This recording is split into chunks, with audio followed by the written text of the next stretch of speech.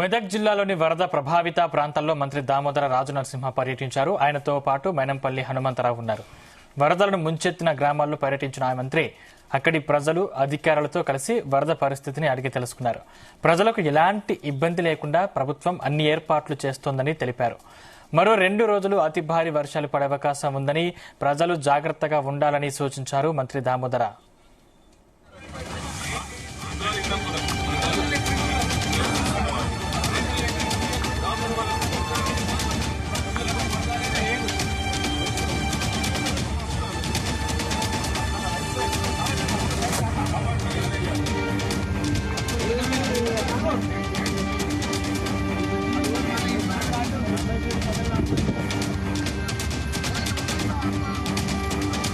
ఈ ప్రాంతంలో మెదక్ నియోజకవర్గం మరి పక్క కామారెడ్డి, ఎల్లారెడ్డి గత 2 రోజుల నుంచి భారీ వర్షాలు.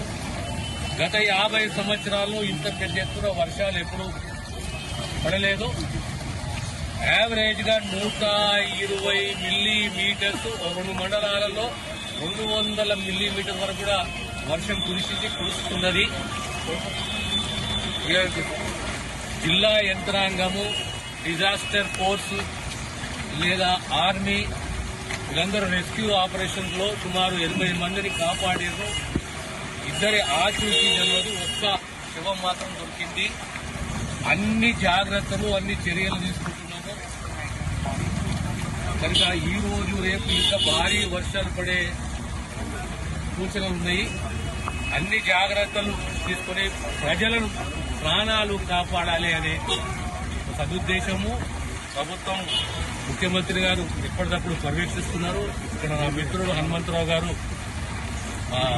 మెదక్ మాజీ ఎమ్మెల్యే, నేను మా ఇన్ఛార్జ్ మంత్రి విజయ్ గారు కూడా సందర్శించిన మెదక్ని. నేను ఇప్పుడు రామాయణపేటకు వచ్చాము, ఇప్పుడు నిజాంపేట కూడా సందర్శిస్తాము. కానీ అన్ని చర్యల్లో హెచ్ఆర్ అనేది ప్రభుత్వ యంత్రాంగము, ఫోర్సెస్, డిజాస్టర్ మేనేజ్మెంట్ అన్ని చర్యలు తీసుకుని ఎక్కడిదక్కడ ప్రజలను అప్రమత్తం చేయడము, వారి ప్రాణాలు కాపాడము, ఆ దిశగా మా కృషి ఉంటుంది. ఆ తర్వాత ఇక నష్టపరిహారము, పంట నష్టము, రోడ్డు ఉత్పత్తులము, కలవర్స్, చెరువులు ఇదంతా ఇంకా కంప్లీట్ అంచనా రాలేదు. ఒకసారి వర్షాలు తగ్గిన తర్వాత అప్పుడు అంచనా తీసుకుంటాం. ఆ తర్వాత ప్రభుత్వం తగు చర్యలు. Thank you.